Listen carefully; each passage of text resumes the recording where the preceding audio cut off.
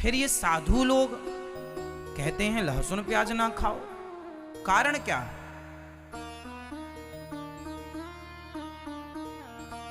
क्यों नहीं खाना चाहिए लहसुन प्याज, आप बताओ। हाँ, आपसे बैठे बैठे उत्तर दो, बिंदास बोलो। लहसुन प्याज का गुण क्या है? लहसुन प्याज जो है ना, शरीर में जाकर शरीर को अत्यधिक वह विचलित करता है, उत्तेजित करता है। ज्यादा ताकत है ना उसमें, उत्तेजित करता है। दूसरा, वह तामसी है, तमोगुण से भरा हुआ है। तो जो लहसुन प्याज का गुण है वह तमोगुण से भरा है, तामसी है। तामसी मतलब क्या होता है? तामस, जो तामसी वृत्ति का व्यक्ति होगा वह आलसी ज्यादा होगा। लहसुन प्याज हमें क्या बनाता है? आलसी बनाता है। और केवल आलसी नहीं, आप समझिएगा, लहसुन प्याज दोनों शरीर को उत्तेजित करते हैं। क्या करते हैं? उत्तेजित करते हैं। तो जो भक्त होता है वो अपने शरीर को शांत रखना चाहता है, वो अपने मन को शांत रखना चाहता है, और लहसुन प्याज गई अंदर उत्तेजित करती है। तो उत्तेजना से तो का जो साधु संत वह बिगड़ जाता है, उनका ब्रह्मचर्य बिगड़ने की संभावना बढ़ जाती है। इसलिए साधु संत कहते हैं भाई हम वो खाएंगे जिससे हमारा शरीर उत्तेजित ना हो। खान पान में कंट्रोल क्यों भाई? जिसे बहुत भोग भोगना है तो आप तो उत्तेजित खाओ, और जिसे मन को साधना है, कंट्रोल करना है, वो अपने खान पान को कंट्रोल करता। एक कहावत सुनी होगी आप लोगों ने, मैं सुना देता हूं, गांव की है, पता नहीं आप जानते कि नहीं। दाना दुनका जो खाएं उन्हें सतावे काम, और हलवा पूड़ी जो खाएं उनके मालिक राम। इस बात का अर्थ जानते हैं क्या हुआ? चिड़िया बादाम काजू नहीं खाती, चिड़िया बेचारी खेतों का कच्चा दाना दुनका मिल जाए तो खा लेती है। वो चिड़िया जो जरा सा दाना खाती है, पर उसे दाना खाने पर भी उसके शरीर में वो दाना उसे इतना गर्म कर देता है, उसे भी काम वासना सताने लग जाती है। किसे? चिड़िया को। हाँ या ना? कुत्ता क्या खाता है? तुम्हारे घर की बासी रोटी फेंक देते हो, कुत्तों को खा लेते, बिना घी चुपड़ी रोटी, बिना सब्जी डाल के। और वो बासी कुची रोटी खा करके, वो गंदी नाली का कचरा खा के कुत्ता, उसे भी काम सताता है। तो दाना दुनका जे खाएं उन्हें सतावे काम, और हलवा पूड़ी बादाम काजू पिस्ता जो खाएंगे उन्हें कितना सताएगा काम। तो साधु संतों को खान पान अपना कंट्रोल इसलिए रखना पड़ता है क्योंकि जैसा खाएंगे अन्न वैसा बनेगा मन। अब आपको कामी बनना है तो आप भैया खाओ, और यदि आपको संयमी बनना है तो संयमी जिसे बनना है वो अपने खान पान पे कंट्रोल करे। अब ये निर्णय आपका है कि आपको योगी बनना है या भोगी बनना है। भोगी बनना है तो आप बिंदास खाओ पियो सब, और योगी बनना है तो खान पान। हमारे साधु संत ना, मैं अयोध्या में जब पढ़ने रामचरितमानस गया, आपको पता होना चाहिए साधु कितनी बार खाता है? बोल दो।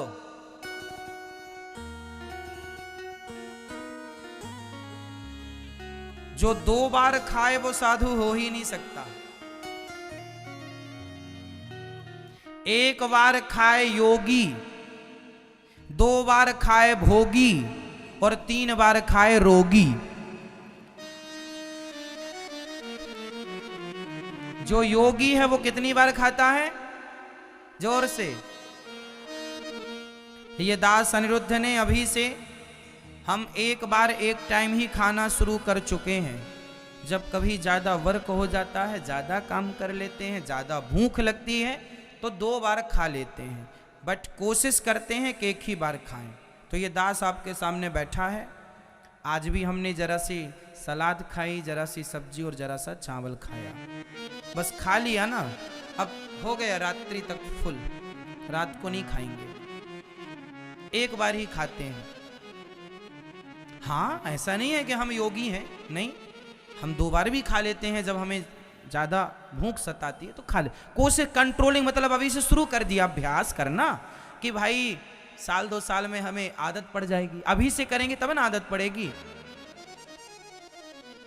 तो अभी से हमने शुरू कर दिया है। लाइन में लग गए हैं योगियों की पीछे लाइन में। अब कभी ठाकुर जी कृपा करेंगे तो लाइन में लगे हैं, शुरुआत कर लिए हैं, अपने आप को संतुलित करने की शुरुआत कर लिए हैं। अब आगे हरी इच्छा। हम अपने मन को, अपनी वाणी को तो जीत नहीं सकते, जो ठाकुर जी चाहेंगे वही होगा। फिर भी कोशिश चालू से खाने में कंट्रोल। हम व्यर्थ का नहीं खाते, मतलब का खाते हैं, जरा सा खाते हैं, पौष्टिक खाते हैं, सलाद ज्यादा खाते हैं, कच्चा ज्यादा खाना पसंद है हमें। कच्चा मीन्स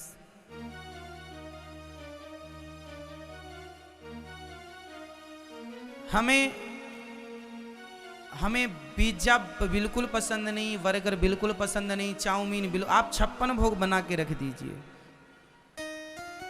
बिल्कुल पसंद नहीं। ये देखो भगवान भी आ गए, देखो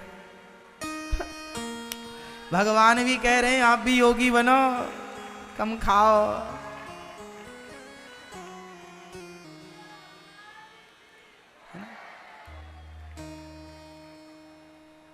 कल ही हमने कहा था कि पानी का कोई भरोसा नहीं, कभी बरस जाए।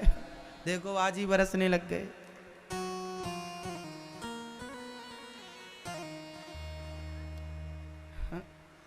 तुम चलो आनंद लो बारिश का, अपन तो कथा सुने मस्त। तो हमें किस पर कंट्रोल करना है? अपनी जीभ। अच्छा एक बात बताओ, एक बार जो खाए वो कौन? जोर से। योगी।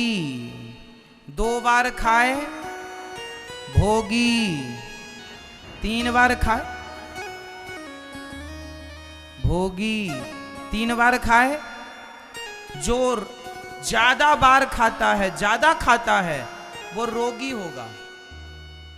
कई लोग ना दिन भर खाते हैं, दिन भर पगुराते ही रहते हैं, दिन भर चबाते, जो मिले वो खा लिया। ऐसा नहीं लगता कि उनका पेट है, ऐसा लगता डस्टबिन है, कुछ भी डाल दो। अरे पेट के साथ पेट की तरह व्यवहार करो।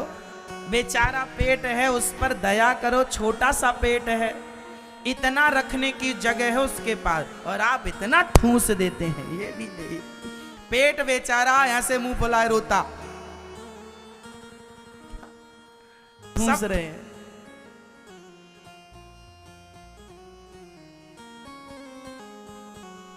खीर बनी तो खीर खा लिया, पूड़ी मिल गई पूड़ी ठूस लिया, रोटी मिल गई रोटी, बड़े मिल गए बड़े खा लिया, दही बड़ा मिल गया दही खा लिया, पेप्सी कोका कोला मिल गई वो पी लिया, जूस मिल गया वो पी लिया, आइसक्रीम मिल गई वो खा लिया, गुलाब जामुन मिल गई वो भी आने दो।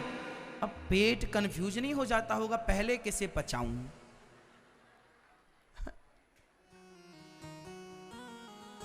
चाय पी लिया और चाय पीने के 2 मिनट बाद आइसक्रीम खा लिया, पेट कंफ्यूज है, पहले गर्म बाद में ठंडा, वो पेट बेचारा तड़फड़ा रहा है। कहां जाऊं हे भगवान, कहां फंसा दिया मुझे।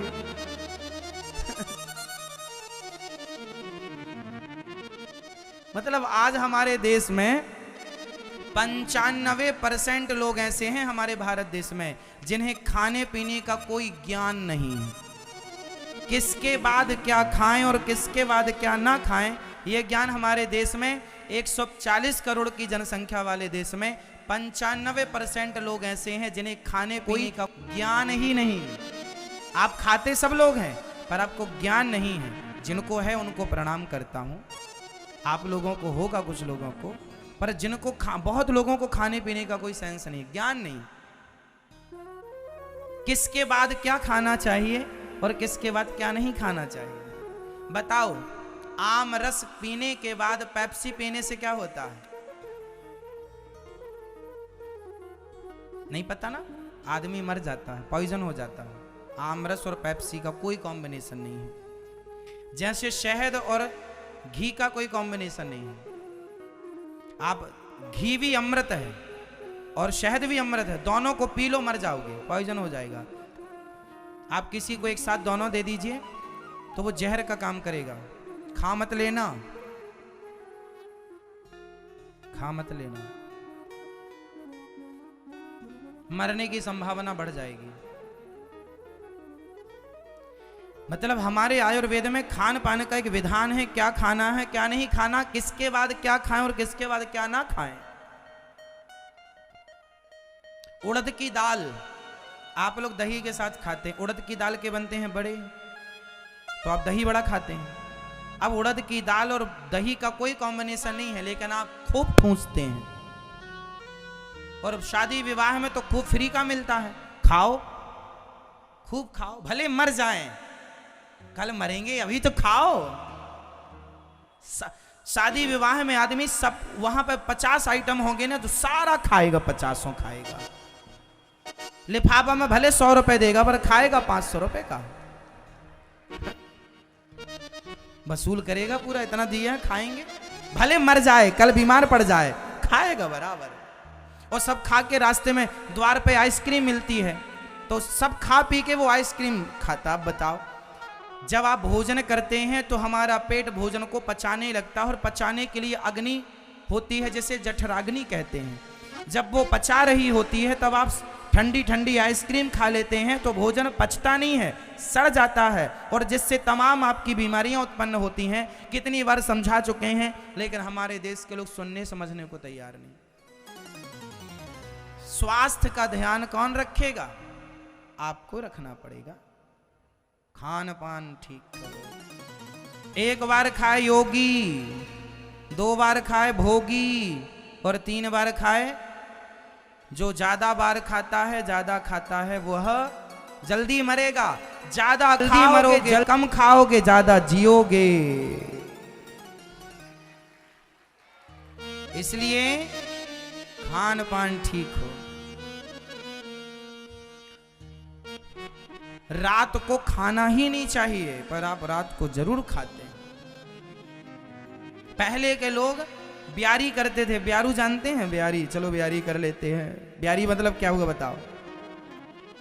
आप बताओ ब्यारी मतलब क्या हो? ब्यारू या ब्यारी? ब्यारू मतलब कौन जानता है? हाथ उठाओ जो जानते ब्यारू मतलब क्या होता है। जो जानते वो हाथ उठाएं। चलो ब्यारी कर लेते हैं। ब्यारी मतलब होता है शाम का खाना। शाम का मतलब 7 बजे तक जो खा लो ना, ब्यारी कर लो। गांव की भाषा है ब्यारू। संत लोग भी बोलते ब्यारू की सीताराम। संत लोग एक ही बार खाते हैं, पर जो बूढ़े होते हैं जिनको जरूरत है, ये ब्यारू, ब्यारू में वो खिचड़ी बना लेते, खिचड़ी खा लो। तो ब्यारू की सीताराम, ब्यारू मतलब शाम का भोजन। और पहले के लोग ना 8 बजे तो सो जाते थे रात को। आज भी गांव में, आज भी हमारे गांव में 7:30 8 बजे पूरा गांव सन्नाटा हो जा, सब सो गए 8 बजे। 6-7 बजे तक खा पी लिया। सूर्य अस्त हुआ कि भोजन प्रसादी हो गई। सूर्य अस्त के आधा घंटा के अंदर भी, वैसे सूर्य अस्त के बाद भोजन नहीं करना चाहिए, फिर भी यदि आपको इमरजेंसी खाना है तो सूर्य अस्त के आधा घंटा के भीतर, 1 घंटे के भीतर खा लो। जो रात को 8 बजे के बाद आप खाते हैं वो तो बिल्कुल गलत है। आयुर्वेद के हिसाब से बोल रहे हैं हम सारी बातें। तो भक्तों को क्या करना चाहिए? लहसुन प्याज इसलिए नहीं खाते क्योंकि तामसी है, और वो भक्तों की जो भक्ति में है ना बाधा उत्पन्न करता है। इसलिए साधु संत ना हल्का फुल्का खाते हैं। साधुओं का भोजन कभी देखा आपने? ना देखा होगा। हमने खूब खाया है, देखा है, संतों के बीच में रहे हैं। संतों में पंगत लगती है। संत लोग एक बार खाते हैं सवेरे, केवल 1 बजे, उनका दोपहर 12-1 बजे भोजन होता है। जब हम अयोध्या जी में थे, संतों के साथ रहते थे, तो दाल परोसी जा रही है। दाल का पानी पानी था। दाल एक भी दाना आप ढूंढेंगे मिलेगी नहीं, दाल का एक दाना नहीं मिलेगा आपको, सिर्फ दाल का पानी है ना।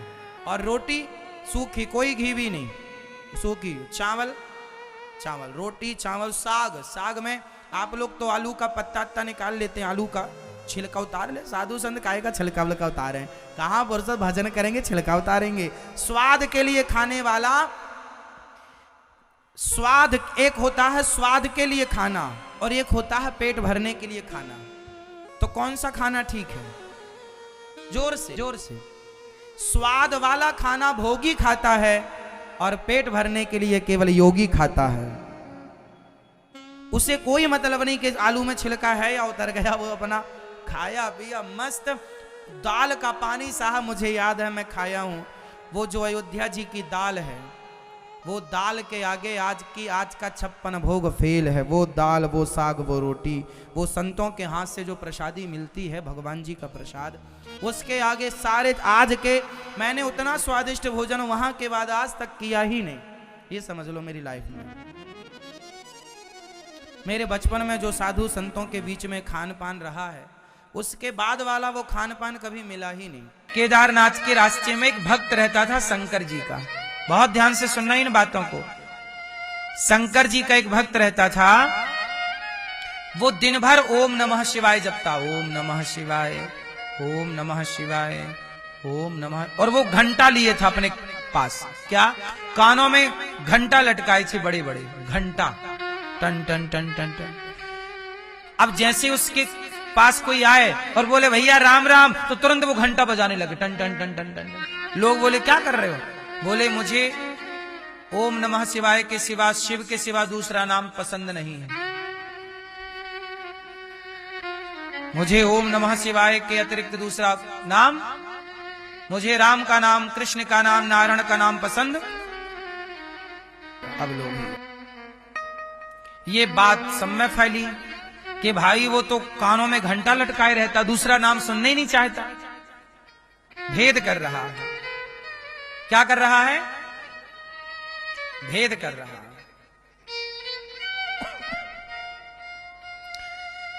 अब लो भैया, वो वहां रहता, शंकर जी ना बेचारे एक दिन रोने लग गए। तो नारद जी आए, नारायण नारायण। शंकर जी से बोले प्रभु आप रो रहे हैं क्यों?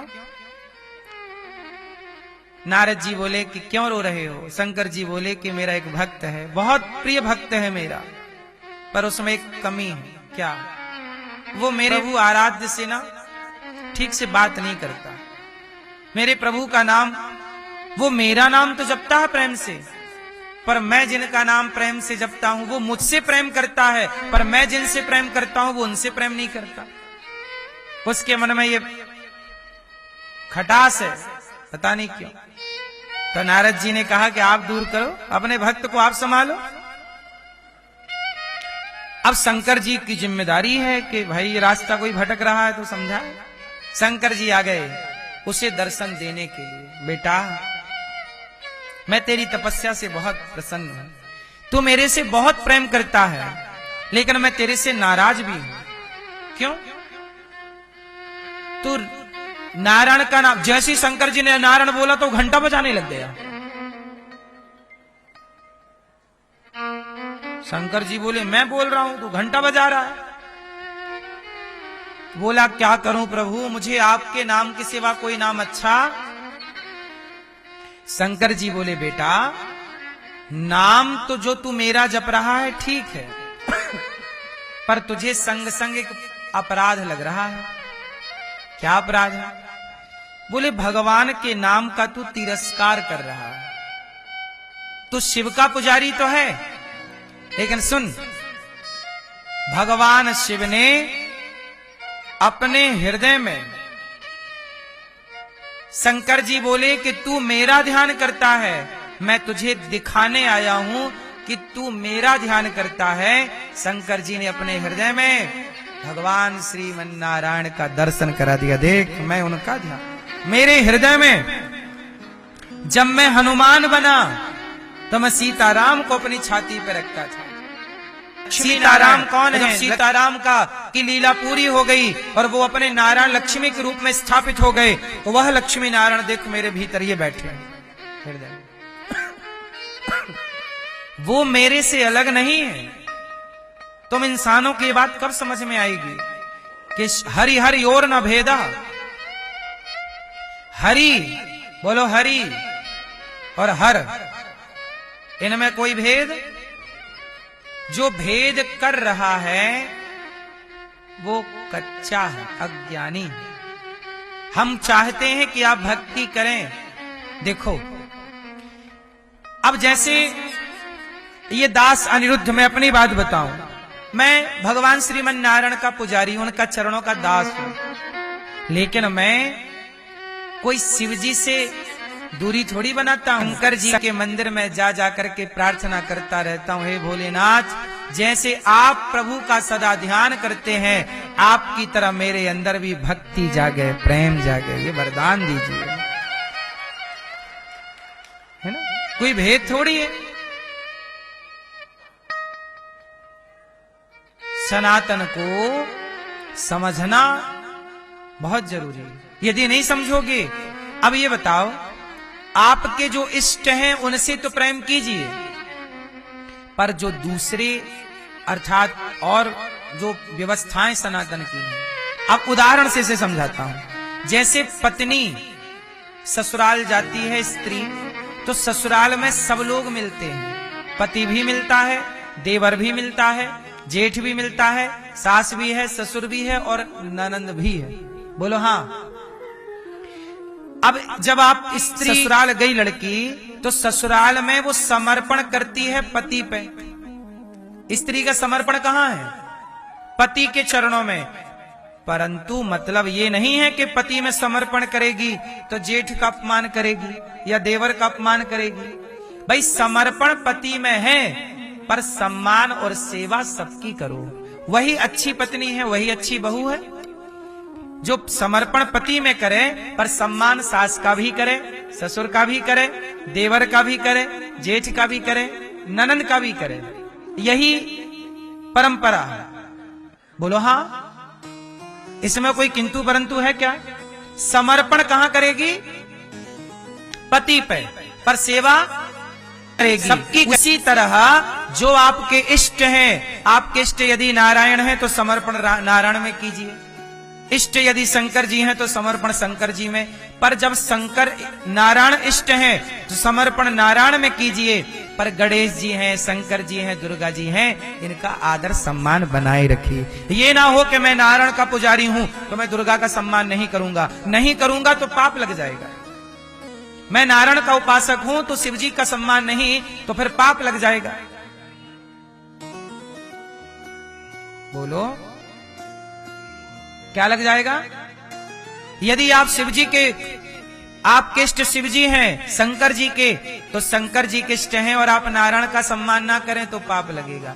समर्पण शिव में करो, समर्पण नारायण में, समर्पण अपने इष्ट में। अब किसी के इष्ट हनुमान जी में रखो, परंतु सम्मान शंकर जी का भी हो, सूर्य भगवान का भी हो। हम किसी के भी, हमारा समर्पण राम में हो या कृष्ण में या शंकर जी में या हनुमान में, पर जल सूर्य भगवान को सबको चढ़ाना चाहिए। ये मतलब नहीं है कि मैं राम का उपासक हूं तो मैं सूर्य की पूजा क्यों करूं। अरे सूर्य की पूजा सबको करनी है। बोलो हाँ। आप राम के, कृष्ण के, नारायण के, शंकर जी के, किसी के भी पुजारी हो, पर गणेश जी की पूजा सबको करनी है। नहीं करोगे? बेटी का ब्याह होगा, पहली वंदना गणेश जी की। सत्यनारायण भगवान की कथा सुनोगे, पहली उपासना। सनातन मतलब यही है। सनातन मतलब पंचदेव। सनातन में 5 उपासनाएं सीख लो और समझ लो। तो मैं क्या क्लियर कर रहा हूं कि इष्ट एक राम, कृष्ण, नारायण, जो आपकी मान्यता है। दुर्गा किसी के इष्ट है, किसी के काली इष्ट है, किसी की देवी इष्ट है, किसी के सूर्य इष्ट, इष्ट जो भी हैं सब में समर्पण, परंतु 5 हैं। परिवार में सनातन कितने परिवार का है? 5 लोगों का परिवार है। 5 कौन कौन? ध्यान से सुनना, सदा मेरी आज की बात सदा काम आएगी, ध्यान से सुनेंगे तो। 5 कौन कौन? पहला भगवान श्रीमन नारायण, जिन्हें विष्णु कहते हैं, जिन्हें राम कहते हैं। नारायण का मतलब विष्णु, राम, नारायण, कृष्ण, नरसिंह, वामन, धन्वंतरी, मोहिनी, कच्छप, विठलनाथ जी, जगन्नाथ जी, द्वारिकानाथ जी, बद्रीनाथ जी, सबका मतलब बोलो विष्णु, बोलो विष्णु। विष्णु हरि, राम, कृष्ण, नरसिंह, वामन, गोपाल, गोविंद, जगन्नाथ जी, बद्रीनाथ जी, विठलनाथ जी, श्रीनाथ जी, ये सब एक तत्व है, नाम अलग अलग है, स्थान अलग अलग है। विष्णु पंचदेव में पहले कौन? दूसरा शंकर। शिव मतलब 12 ज्योतिर्लिंग, शिव मतलब हनुमान जी। हनुमान जी बोलो या शिव जी बोलो, दोनों का मतलब शिव। तीसरी दुर्गा माता, बोलो दुर्गा। दुर्गा का मतलब काली, कामाख्या, भद्रकाली, वैष्णवी मैया और शारदा मैया, केला मैया, ज्वाला मैया, जितनी भी देवियां हैं दुर्गा में आ गई। 52 शक्तिपीठ, बोलो हाँ। देखो सनातन को समझने की बातें हैं ये। एक के साथ वामन जुड़ी है 52। दुर्गा मतलब वामन शक्तिपीठ। काली, कामाख्या, चंडी, भद्रकाली, महाकाली, गौरी, पद्मावती, सब कुछ आ गई दुर्गा में, बोलो हाँ। चौथे गणेश जी, गणपति बप्पा। और 5वें सूर्य, सूर्याय नमः, आदित्याय नमः। आप किसी के भी पुजारी हो, राम के, कृष्ण के, शंकर जी के, पर आप सनातनी हैं तो सूर्य भगवान को जल चढ़ाना आपका धर्म है। गणेश जी की पूजा करना, प्रथम पूजा किसकी? आप कहो जी मैं सनातनी हूं, मैं राम को मानता हूं, और गणेश जी को ना मानो तो ये पुण्य है, अपराध है कि नहीं? बोले मैं तो कृष्ण का, मैं तो नारायण का पुजारी हूं, मैं सूर्य भगवान को जल यदि नहीं चढ़ाता तो ये अपराध है या नहीं? ओ बोलो। इसलिए ये पंचदेव हैं। कौन है ये? इन सनातन में ये पंचदेव की उपासना है। आप समर्पण आपका नारायण में है तो 4 को मानना है आपको। शंकर जी एक समर्पण आपका शिव में है तो भी 4 बचे। दुर्गा में आपका समर्पण है, वो इष्ट है, तो भी 4 बचे। बोलो हाँ। जिनमें समर्पण है उन्हें मानिए, पर फिर भी 5 में 1 में समर्पण है तो 4 फिर भी बच रहे। इन 4 का सम्मान बनाए रखिएगा, इनका तिरस्कार मत कर दीजिए कि नहीं जी मैं इनका हूं तो इनकी पूजा, ये सनातन का अपमान है। बोलो हाँ हाँ। और एक बात और ध्यान से सुनिए, मैंने कितने नाम गिनाए? पंचदेव। इन 5वें के अतिरिक्त 6वें किसी की पूजा सनातन धर्म में नहीं होती, और यदि हो रही है तो वो फर्जीवाड़ा है। और देवता चित्त न धरई, लिखा है कि नहीं? सबको चित्त पे रखने की जरूरत। हमारे यहां देवताओं की पूजा नहीं होती। इंद्र देवताओं के राजा हैं। देवता 33 कोटि हैं। फिर दोहरा लो, देवता कितने हैं? 33 कोटि के 2 अर्थ हैं। कोटि मीन्स प्रकार और कोटि मतलब करोड़। 33 करोड़ देवता, 33 करोड़ देवताओं की पूजा नहीं है। ये जो मैंने 5 गिनाए इन्हें व्यवहार में पंचदेव कहते हैं, पर ये 5 भगवत तुल्य, ये 5 भगवान की गणना में आते हैं। ये 5 किसकी गणना में है? जोर से जोर से जोर से। भगवान की।